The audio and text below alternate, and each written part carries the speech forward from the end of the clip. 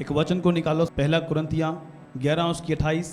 इसलिए मनुष्य अपने आप को जांच ले और इस रीति से इस रोटी में से खाए और इस कटोरे में से पिए, क्योंकि जो खाते पीते समय प्रभु की देह को ना पहचाने वे इस खाने और पीने से अपने ऊपर दंड लाता है। इसी कारण तुम में बहुत से निर्बल और रोगी हैं, बहुत से सो भी गए हैं। यदि हम अपने आप को जांचते तो दंड ना पाते।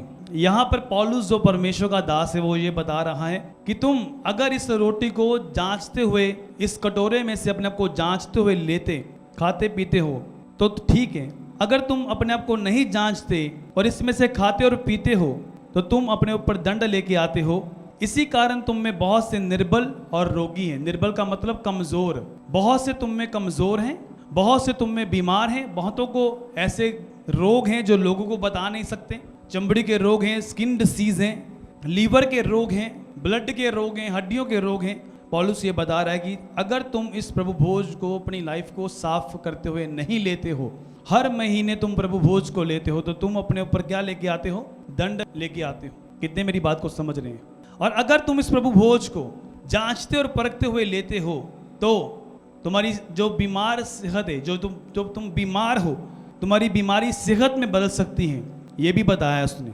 इसलिए ये है कि इसको जांचते हुए लिया जाए। यदि हम अपने आप को जांचते तो दंड ना पाते।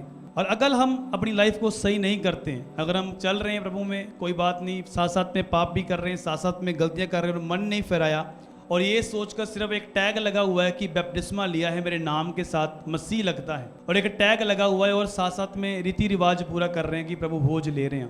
प्रभु भोज जो है ये सच में प्रभु का बदन, उसका लहू है।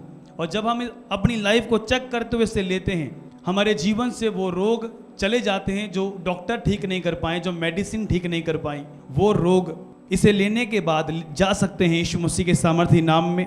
ऐसे ऐसे मैन ऑफ गॉड, ऐसे ऐसे परमेश्वर के दास है जिन्होंने 30-30 दिन प्रभु भोज को लगातार लिया है और सामर्थ को प्राप्त किया। और ऐसे ऐसे कैंसर के रोगी हैं जिन्होंने लगातार प्रभु भोज को लिया, उनकी कैंसर खत्म हो गई। इसका मतलब क्या है कि यीशु मसीह का जो लहू हम ले रहे हैं ये जूस नहीं है, आप जूस की तरह ले रहे हैं कि ये रीति रिवाज है। फिर आप में और औरों में कोई फर्क नहीं रहा। अगर तुम प्रभु को जानते हो तो तुम अपनी लाइफ को क्लीन करोगे, साफ करोगे और इस प्रभु भोज में शामिल होंगे।